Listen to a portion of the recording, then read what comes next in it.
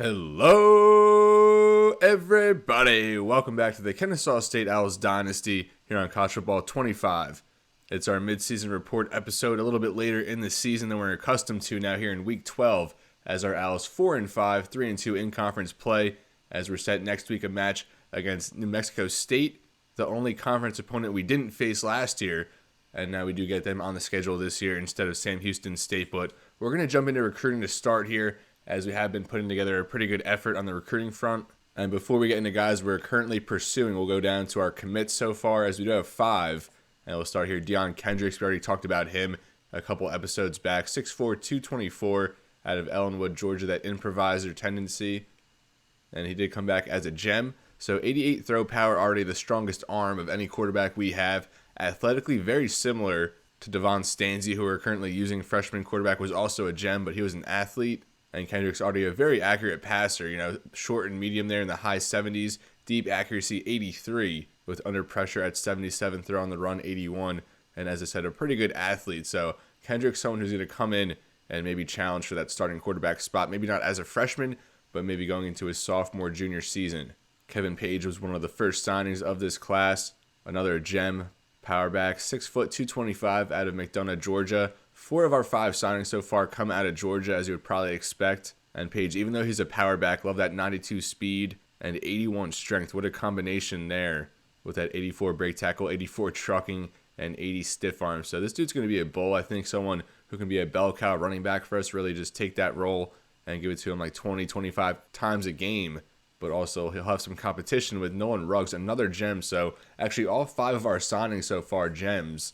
And Nolan Ruggs, our latest, as we get him out of Douglasville, Georgia. 6', 177, a little bit lighter there at running back with 90 speed, 91 acceleration, good agility, good juke. And we really needed 2 or 3 running backs in this class, so we might chase one more here later on, maybe in the offseason. But really glad we get Ruggs and Paige here, 2 guys who really complement each other well. And you love that they're both gems. Now, we get Lester Reaves, a linebacker, well, an athlete, but projected at middle linebacker with 90 speed, 84 agility, 85 acceleration, 72 block shed, 71 zone with 82 tackles. So another gem here. And, these guys are all going to be at least impact dev. They're going to contribute from their freshman, sophomore season. So we're establishing a nice young core here. And Reaves, I think maybe, at the very least, plays 4 games next season, gets that red shirt. And I'll go down here. Bradley Westbrook, he was our top option, our top prospect we were pursuing in this recruiting cycle. And he was the first one to commit. And we did not expect that. Our first signing in this dynasty out of Tennessee. So it's good to see us working into there a little bit. Hybrid safety with 95 speed, 89 agility. I was just absolutely dumbfounded when we scouted him in the preseason. He came back a gem with 95 speed. So he would immediately be the fastest player on our roster. And with our 4-2-5 scheme, love him as a fit in our defense. So those are our 5 signings so far. 3 3-star gems. As now we'll kind of go up the board, see who we're pursuing now. So we do need a wide receiver or 2. Now, Patrick Kongbo, someone we were kind of just, idling by on. We weren't really pouring any points in him, didn't even scout him, as wide receivers were very scarce for us across the nation. And he, along here with George Cabrera, they were like the only 2 guys who were interested.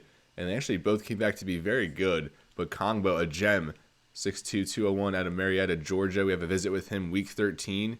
And 95 speed for a physical receiver. I feel like you don't really see that too often, with 85 jump and spec catch, 79 catching, 75 release, 74 catch traffic, and 77 short routes. So we really like him. He has good mentals, recoup ability. So if we can get him, and then here George Cabrera out of Miami, Florida, battling with FAU. I get really, intimidated battling for these Florida prospects when they have a team like FAU or USF kind of bidding for them as well. But another guy with very high speed, 95, also 95 acceleration, 81 spec catch, release, deep route there, low 70s along with catching. So I think between Cabrera and Kongbo, those are 2 guys who could come in from day one, be contributors, because we're going to lose our top, well, not our top 4, but 4 of our top 5, top 6 receivers on the depth chart. So there's going to be an opportunity for Cabrera and Kongbo to get legit playing time from the jump, but also I think we'll try and bring in a transfer portal receiver just to bring a little more experience to that receiving core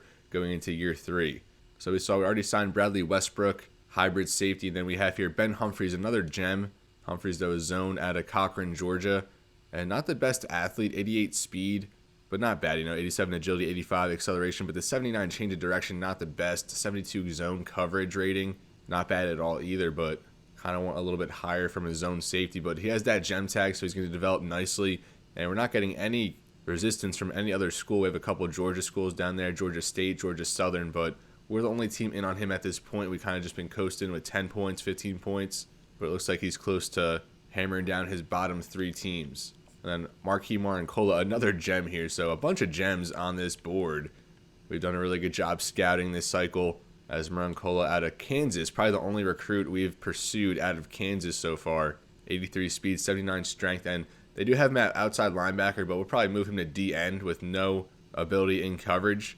But you love that pursuit at 83, 68 block shed, good strength and speed. I think he's a guy who's going to thrive off the edge and be a D-end recruit for us instead of outside linebacker. George Cabrera, we talked about. I think we visited with him a couple weeks back as we did there in that loss against Middle Tennessee State. That was a tough one. I got to be better with our visits next season. What about Marincola? What do we do with him? Also there from Middle Tennessee State. Humphreys, we haven't scheduled yet. Probably should get on that. Kongbo will have against Louisiana Tech there for Senior Day a couple episodes from now. Which brings us now to Brian Ball. Someone we were late on. We added him a few weeks back out of Fort Lauderdale, Florida. Battling here with the Owls for him. So battling against FAU for here, Ball and Cabrera, as they're trying to keep their guys home in state. Really like Ball with that 87 strength and 84 finesse move, 74 speed. Pretty good, but for a speed rusher, wish it was a little bit higher, but we'll take 74 there from 6 foot 307 speed rusher Brian Ball. Really hoping we could steal him out of Florida, and he can serve as our D tackle signing from this recruiting cycle. Tobias Swope, pretty decent corner. We haven't had much resistance from other schools either, but Coastal Carolina jumping in on him, and they like the 91 speed.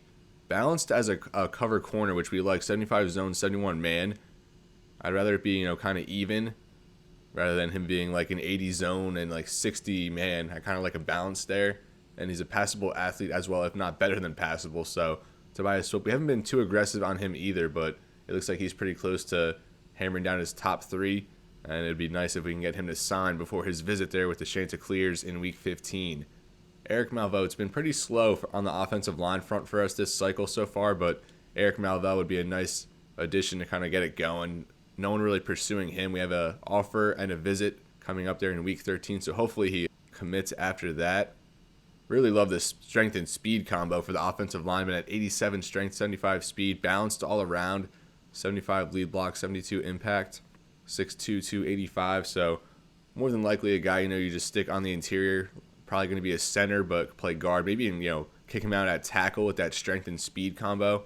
I think he could probably protect the edge pretty well here in our conference, not known for its pass rushers, but there are a few good ones. And then Spencer Middlebrooks out of Pensacola, Florida, a good linebacker. I mean, not a gem or anything, but he's solid at 89 speed with that 71 zone for a run stopper. I'll take that. 87 agility, so another good athlete at linebacker. Kind of just coasted on him 5 points a week or so. So I think now we'll go by position. Quarterback, we needed 1. We got Kendricks, so we don't really have to look at quarterbacks at all. Running back, we wanted 2 or 3. We got Paige and Ruggs, so maybe one of these guys, Jamerson Pete, no one really in on him. Another power back, though. Paul Trahan, an elusive back out of Georgia. Both these guys out of Georgia. And then Zach Tabor, a 2-star receiving back. Georgia Southern getting in on him, but we'll try and scout him next week. No more points available. And already with 2 running back signings, I'm not really going to prioritize that spot. Plus Trahan and Pete here, we're kind of just waiting it out. And maybe we pursue one of them later down the line. Definitely want to get a fullback, but just haven't had the resources to scout any of these guys. Brock McLaughlin, blocking tendency. Same here with Bo Perkins, but he's a JUCO. Then Philip Iguanagu, another blocking fullback. None of these guys with offers or anything, so we can kind of stand pat. We don't have to do anything quite yet. And then we have here at receiver, we want to get Kongbo and Cabrera. That would be phenomenal. And then we have a 1-star here, Marquez Yates, out of Kennesaw, Georgia. So we'll scout him, the hometown kid. If he's, somewhat decent, we'll bring in that 1-star and see if he can work his way up the depth chart at tight end. We haven't really pursued anyone quite yet. We scouted Juan Shaw here a little bit, came back as a bust. We haven't been pouring points into him at all, but still just trailing FIU for him. A 1-star here, John Ritzman. We scouted him 60%. Blocking traits, nothing over the top, but not bad. And then we have Juan Baham here. So we have a couple low-tier guys, a 1-star, a 2-star. We'll hold off on tight end for now. maybe a position we look at in the transfer portal. Now, at offensive tackle, it's been really rough for us. We missed out on a couple guys already. One guy, I think Wayne Ellington to Liberty.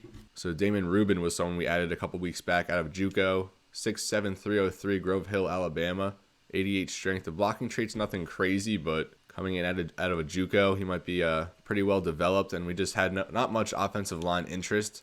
There's Kasim Sanders here, a bust. Although the trait's not terrible, so maybe we'll try making a run at him. Middle Tennessee State, the only team to offer him so far. Max Trahan. I actually like Trahan's traits.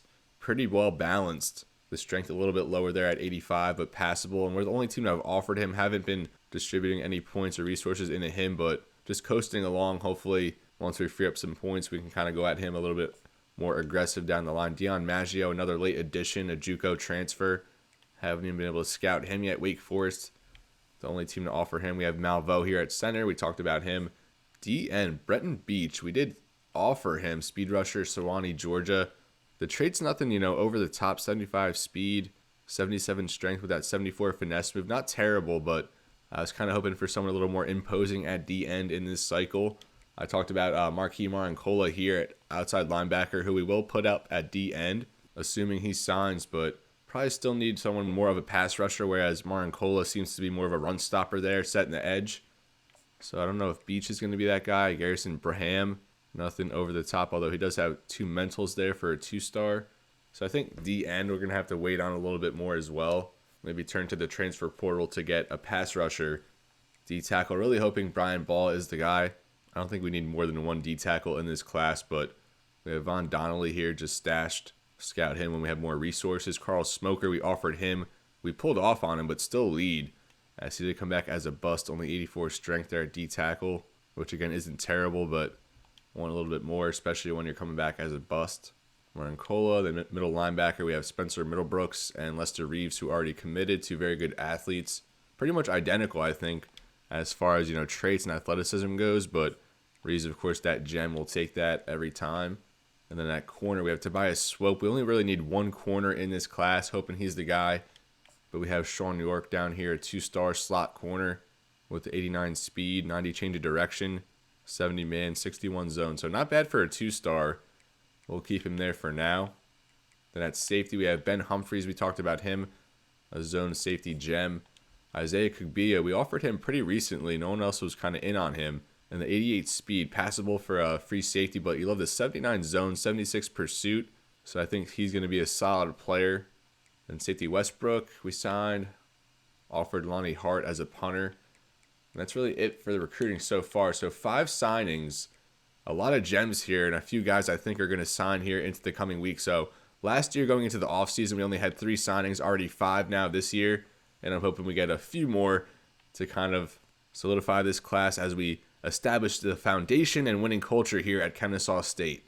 Speaking of winning, Kennesaw State winners in their 3 of their last 4 will go down here, and we come off our biggest win so far in this dynasty, 41-27 against Jacksonville State. They were 8-0, number 17 in the nation, 4th in the college football playoff bracket projection, and we went there into Jacksonville State, handed them a loss with a freshman quarterback, Devon Stanzi, 18 for 25, 2 touchdowns, 161, and he's been engineering the offense very well, doing what he needs to do, nothing more, nothing less. As we rely on our running game here, Gavin Garcia, 28 carries, 120 yards, 2 touchdowns. 2 touchdowns for Benyard, maybe his best performance running the football so far this year. As he averaged 7.1. Receiving, Christian Moss, 3 for 49. Benyard, 4 for 31. Kent had 3 catches. 3 catches for Dobson, a touchdown. Jermichael Braham, tight end freshman, had a touchdown as well. Blocking, pancakes. We had Nate Wright, 6 pancakes, but gave up his first sack of the season. Dodge Sosa, Zacchaeus Williams, 5 pancakes, a couple sacks. We had Pettigrew and Jam Warren. And then that Sidney Porter interception. That was a tremendous game from Jacksonville State. If you didn't see it, I highly recommend going back to last episode, as I think that win is going to spark a turning point in this dynasty. We started off very rough, 0-3 to start the year. We had 2 tough matchups out of the gate at Wake Forest. They were ranked at the time. And then at Indiana, who's currently a ranked team. This one went to overtime, as we couldn't hang on to a 17-0 lead there in Bloomington as we faltered. Then 49-27 here against Arkansas State, who's now currently a 2-7 football team. it was a good game going into halftime, tied up, and then just things kind of snowballed. A lot of unfortunate bounces. We lost that game, but then turned it around. Finally, our first win of the season here in the Battle for I-75 rivalry game as we defeated Georgia State 31-23. The first win there in that new rivalry series. And then we lost to Western Kentucky at 7-2 Western Kentucky team. I knew this one would be a tough one as they outscored us 24-0 there in the second half. We were a little bit more competitive in the first. And now here we go to our best stretch so far in this dynasty. Winners in 3 of our last 4. It started here 31-14 over UTEP. Probably Devon Stanzi's best game so far. 18 out of 20, just picking them apart for 184, 2 touchdowns. Garcia had 76, a touchdown. Dobson, a receiving touchdown. Only 2 sacks, though, in this game. 1 interception from Sidney Porter. He has 2, leads our defense. So it started there with UTEP, and then we went down to Florida International to defeat the defending Conference USA champions, but they have not had a good season. Starting quarterback Keon Jenkins injured, so it's been tough going there for Florida International. 0-5 right now in conference play. What a turnaround after winning it last year. And then we lost here to Middle Tennessee State. I knew this would be another tough one. I feel like the Blue Raiders and the Hilltoppers of Western Kentucky, very tough conference opponents, as Stanzi just really struggled in this one. 13 out of 23. Couldn't get anything going through the air. Really struggled to establish the run. And if we can't establish the run, we're usually not going to win. But after that, responded super well here. 41-27 over Jacksonville State. Outscored them 27-14 in the first half. Finished 14-13 there in the second half. Finally closed out a game well, as we're kind of making a statement with this win. And, you know, prospects, recruits around the nation are taking notice that Kennesaw State, a huge turnaround from last year. 0-3 to start this season. Last year we were 3-9, and if you've been following along, you've been seeing we took some good beatings at times, but we've hung in here. We're sticking with the plan of Josh Terry and the coaching staff here, and as I said, players around the nation are taking notice, and hopefully that'll bode well for us in recruiting and going into the transfer portal. And now we'll look at the top 25. Oregon at 9-0. They come off a 45-10 win over USC, maybe the last remaining undefeated team in the nation. Clemson 8-1, a big win, 34-6 at Louisville last week. Now they'll have a top 10 matchup against number 8 North Carolina. Texas at number 3, SMU at number 4, 8-1. A&M 8-1 at number 5. Penn State 7-2, 46-43 over Nebraska last week. Virginia Tech 8-2. North Carolina here, as I said, set for a top 10 matchup. Kansas State 8-1 here at number 9. They rocked Utah last week, and now Auburn at number 10. They'll have a top 10 matchup, as they'll be there at College Station against number 5 Texas A&M. Notre Dame, Colorado, Ohio State, the defending national champs. As I want to say, they started this season 0-2 or 1-3, something crazy. Florida at 6-3. Alabama, they come off a loss at South Carolina, 7-2. Now at number 15, Miami. Then we have Charlotte and Louisiana, 2 non-Power 5 schools, as the 49ers and Raging Cajuns vying for that coveted playoff spot. Virginia, Fresno State, Michigan, Maryland, Stanford, Indiana, and Tennessee to round it out. Now for the Heisman Watch, Cade Klubnik currently leads it for Clemson, as Arch Manning, he was the leader most of the season, now currently out of the Heisman Watch entirely. Caden Salter of Liberty, we're going to be playing him in our last game of the regular season, as Liberty going to maybe vie for a college football playoff spot. I think only 1 loss on the year for them, so very close to being ranked, and Salter maybe has his Heisman moment against us in that game. Dante Moore of Oregon, Kyron Jones of Virginia Tech, and Nico Iamaleava of Tennessee came in as one of the favorites in the offseason. Now we'll take a look here at the conference standings. Western Kentucky at the top. We lost to them, along with Middle Tennessee State, as they're 5-1 and 4-1 respectively in the conference, as each of them a strong chance to play in the conference championship. But we're not out of it at 4-5, 3-2 in conference play. If we win our last 3 conference games, finish at 6-2 in the conference, and then Jacksonville State loses one of their remaining games, we'll surpass them with the tiebreaker on the head-to-head, and then it'll come down to if Middle Tennessee State and Western Kentucky win out. So we do have a chance. We really need Jacksonville State to lose, but of course we need to win out for a chance at the conference championship, and then you have Liberty here, so obviously our head-to-head with them will come in huge as well, and they're actually 7-2. And then we'll have New Mexico State next week, a 1-star team here, as we're even with them.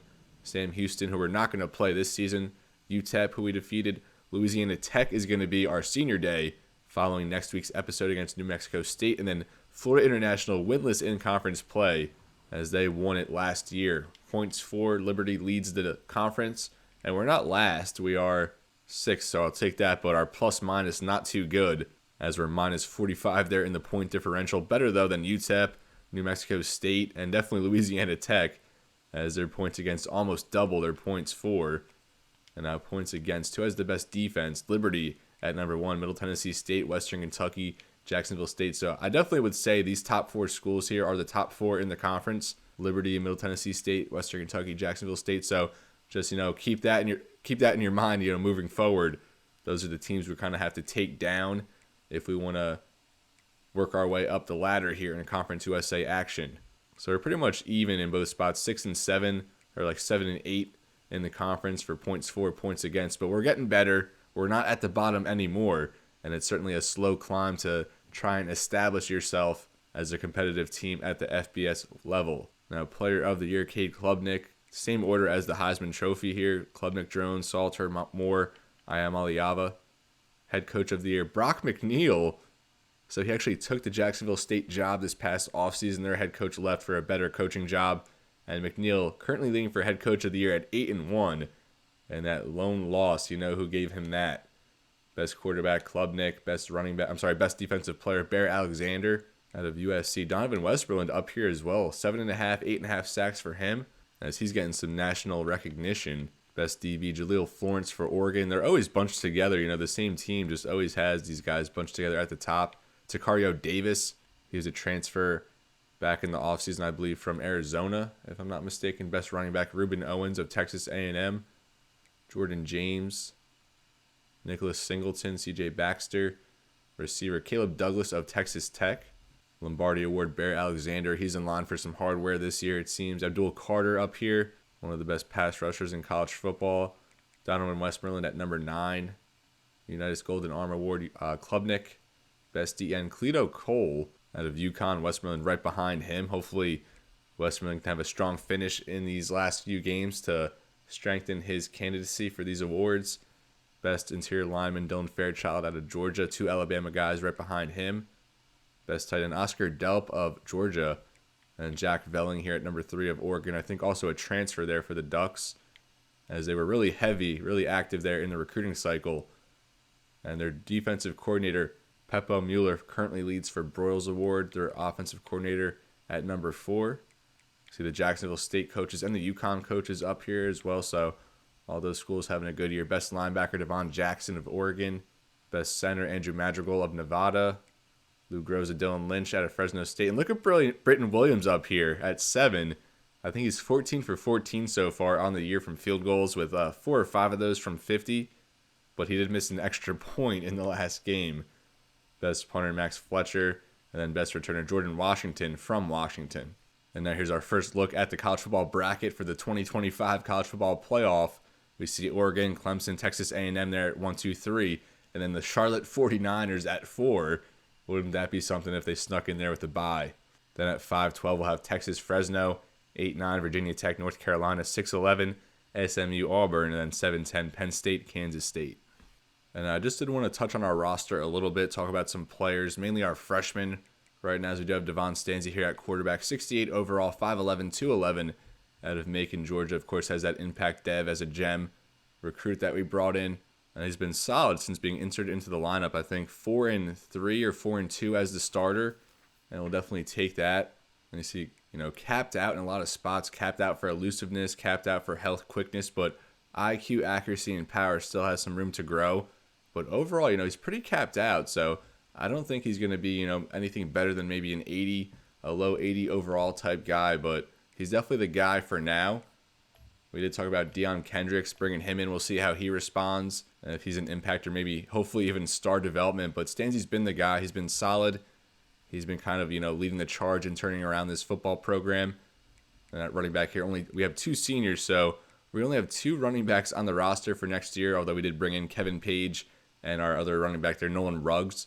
So we will have 4. Although Benyard and Garcia, that's going to be huge volume that we lose on offense.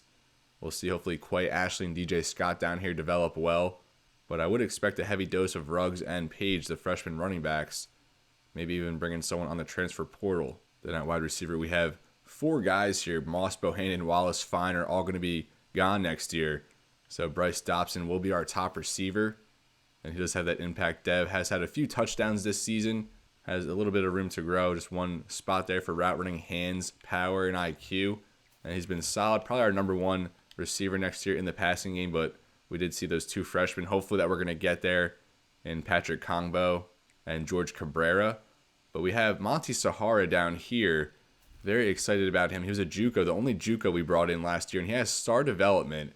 Pretty crazy attributes as well. As he has a 92 speed, very good jumping. The 94 jumping. And he has a lot of room to grow for route running, which will definitely take an IQ. And then just one spot there for hands and power. So probably going to develop very well over the offseason. Maybe someone who's a wide receiver 2 for us behind Dobson. As he'll bring that 6'5", 186 frame, physical receiver. And then Demetrius Boone, only 63 overall deep threat. But he too is a star dev. So if we're able to bring in those other 2 receivers, we'll have Boone and Sahara. That's 4 receivers we brought in, plus Dobson. So that could be a very impactful receiving room, as route running has some room to grow. Power and IQ, a lot of room to grow. And a little bit there for hands and elusiveness. And he does have that best friend mental. We'll take that. So a lot of promise moving forward for our receivers, assuming we can bring in those recruits of Cabrera and Kongbo. Tight end Carson Kent, probably again going to be the guy next year. Just normal dev, but he's been out there, since episode 1. He's been our guy. 1 more year of eligibility. And we definitely need to bolster our tight end unit. Just not much on the market for us this year. Hopefully next year we can solidify that position. Jermichael Braham, he's played 2 games before. We're going to give him that red shirt. An athlete who we had at tight end has that impact dev. And he wasn't even a gem. And he came back with impact dev. So, kind of maxed out. It looks like route running 1 spot, IQ. Blocking has a lot of room to grow. So hopefully he can develop a lot as a blocker. Because he's already a decent athlete. But we just need him to kind of come around a little bit more. And then on the offensive line, JT Pennington has spent most of the year at left guard. Moved him there after week 2. And he's thrived. Our new offensive line combination really came to form. We don't really have much youth on this offensive line. We have here Jarvis Adams, a redshirt freshman, so he was already on the roster when we started this dynasty. I'll check him out. I haven't really dug into him at all. And he has some room to grow as well, especially for pass blocking, 3 bars, run blocking, 2 bars, quickness, IQ, and power. So maybe Jarvis Adams is a 2-star out of Rome, Georgia. Maybe someone who establishes himself as a starter next year. Ethan Newman started a lot at left guard last year. And then we've been now starting him at right tackle, as he's maxed out for run blocking, quickness, power, pass blocking, and footwork. Could use some progression. Probably a starter on our line next year. Maybe not at right tackle again. We'll see. Nate Wright, the captain on the offensive line, as we said, gave up his first sack finally in that last game. Pretty maxed out, but he's been IQ and quickness, some room to grow. But he's been a starter every game so far over the course of this dynasty. So he, like Newman, probably going to return in starting roles next year. And then at right guard, we have Zacchaeus Williams. We've been starting him, but Kalari Gordon, 78 overall, redshirt freshman. We started him in the first 2 games, but just too many penalties, and we had to kind of move things around on the offensive line. So power and pass blocking can go up a little bit. Run blocking, though, already maxed out. So Gordon, maybe not a starter next year. We'll see how he progresses. And then we did have Kurt Bowler here from our initial recruiting class. Came back as impact dev, another guy like Jermichael Braham. He wasn't a gem, but still came back with impact dev. And look at all that room to grow. He's going to be a very good lineman, maybe as good as next season if he progresses well over the spring. Footwork can go up almost all the way. Power, 3 more spots. Quickness, and it does have a lot of room to grow just because those spots are so low. But we'll see how fast he can kind of work his way up at right tackle. We have 3 guys here: Kane, May, and Keynes, who were already on the roster when we started this dynasty. So one of them might be a cut candidate. We'll see how they progress over the offseason. As Dodge Soser, he's been starting at left tackle. He will graduate now over to defense. And we're still going to have Donovan Westmoreland for 1 more year with that impact dev. You saw he's bidding for some hardware this year as one of the best defensive ends in the nation. And going over to ratings, does have room to grow. So he can be in store for a very big offseason. I wouldn't be surprised if maybe he comes back upwards of 90 overall, as he's been a premier pass rusher, maybe the best in the Conference USA over the course of this dynasty, or at least this season. Tyler Anger, a freshman gem athlete, came in with that impact development, and he's been very good as a freshman. Started almost every game so far, as he's racked up like 4 or 5 sacks as a true freshman, and still a lot of room to grow, especially there for power move, run stopping, finesse moves, IQ. So I think already at 71 overall as a true freshman, he'll be someone that progresses very well over this dynasty and kind of turns into one of our better players. As we also had Marquez Stevens, impact D end. I don't remember if he was a gem or not, but we just ended up redshirting him. We'll work him in next year. And again, a lot of room to grow for pretty much every category: power move, run stopping, IQ, finesse move. So a lot of potential there with those D ends, although we do have Anger at D tackle in our sub packages. At D tackle, Adam Watkins will be gone next year, but Aaron Bryant will return. Run stopping D tackle out of Texas. We actually got him in the transfer portal from the Longhorns. Impact dev. A lot of room to grow across the board as well. So hopefully he's someone going into his senior year who kind of, jumps into the maybe the low to mid 80s. A couple of D tackles here. Jalen Jarrett, Dylan Hannon, they were already on the roster. We'll see how they progress. Hannon going to be a senior, so maybe, we encourage him to transfer elsewhere.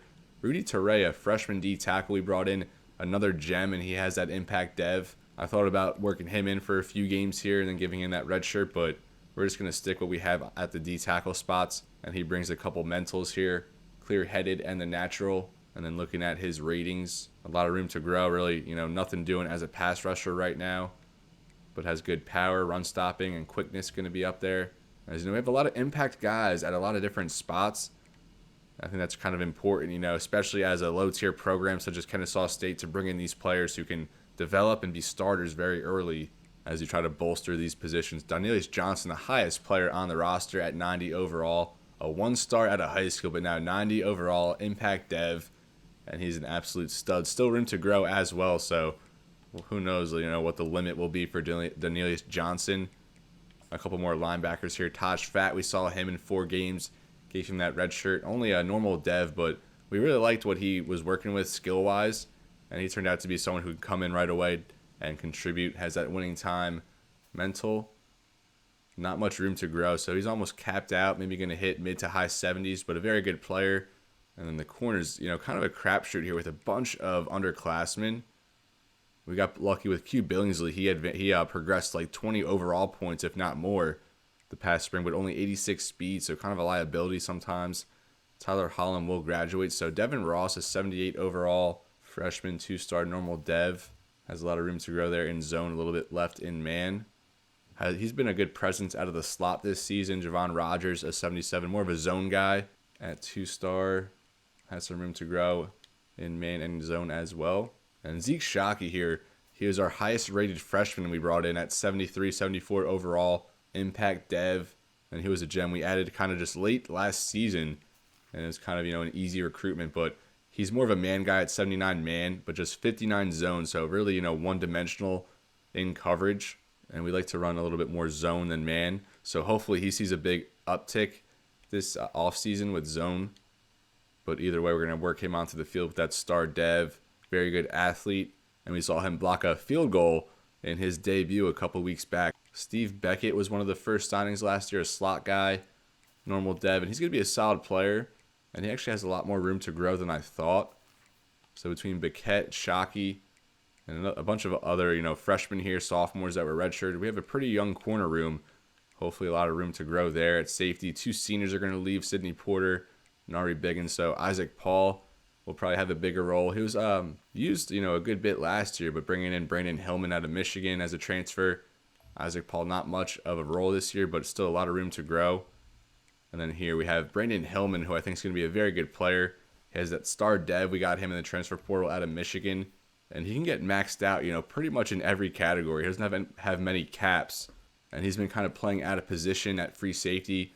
Once Sidney Porter moves on, we'll put Hillman in Porter's spot. And I think that'll be very good for the defense. But those are pretty much the key players moving forward. I just kind of wanted to refresh everybody with the roster we're working with. As I don't do a lot of these like offline episodes. I kind of just, do games, just grind the games through the season. But I would like to work in more of these episodes where we kind of talk about the roster, the happenings around the nation, and of course recruiting.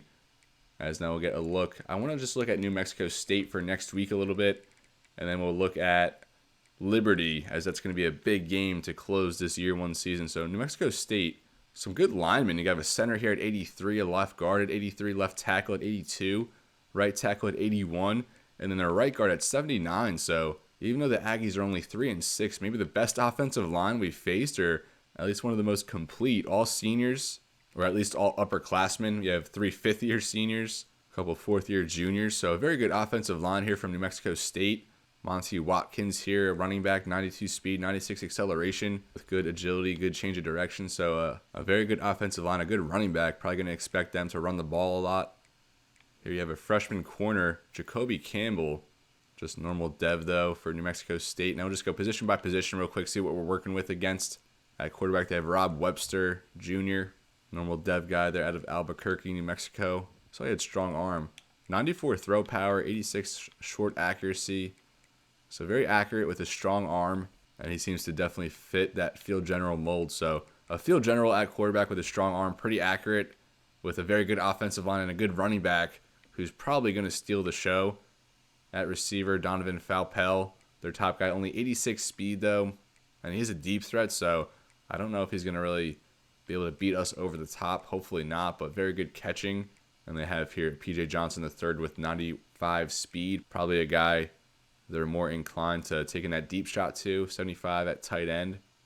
We already went through the offensive line. Very good offensive line. 82, 83, 83, 79, 81.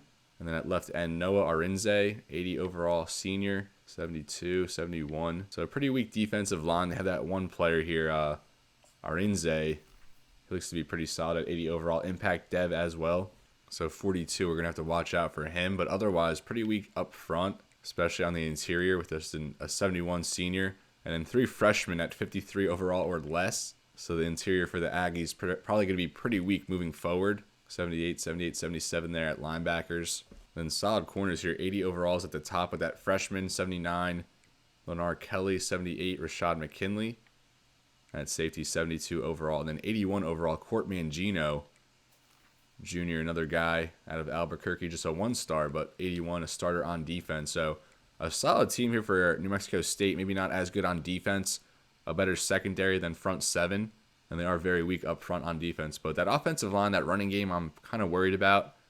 And I think they have an experienced quarterback who can kind of make it work as long as he can limit turnovers. But we want to look at Liberty as well real quick. This is going to be a big game to close the season. And they have Caden Salter at 99 overall. He came in as the Heisman favorite going back to that preseason episode. And he had a monster game against us last year with the ratings. 99 for elusiveness, 95 accuracy, 99 IQ. And as I said, he'll have a chance to, get his Heisman moment maybe in that game against us.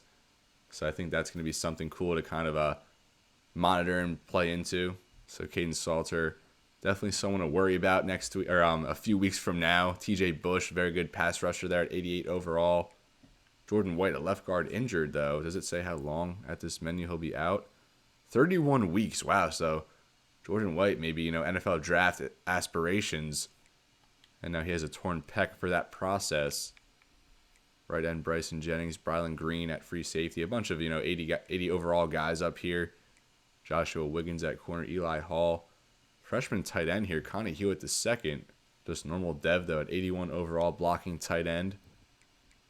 And I wish when you would back out of it, it just kept you where you were at. Now we got to go down all the way down the board. Caden Williams, a freshman running back. So just want to get a quick look here at Liberty, what we're up against. A very good quarterback, obviously a Heisman candidate to this point. Plus a couple very good pass rushers here. Some weapons, a good corner, good D tackle. So I think besides Jacksonville State, Liberty is the biggest game on the schedule for us this season. But this is where I'm going to leave you, folks. Thank you so much for watching. I'm glad you stuck it out with this mid-season recap episode. As I said, I'll try to work in some more updates, regarding recruiting and stuff around the nation, all that. I don't know if it's better off to just include that at the end of episodes, after we play our game, or if it's better to just do different episodes for that entirely. But as always, everybody, it's been real and be well. Thank you so much for watching, and I'll see you next time.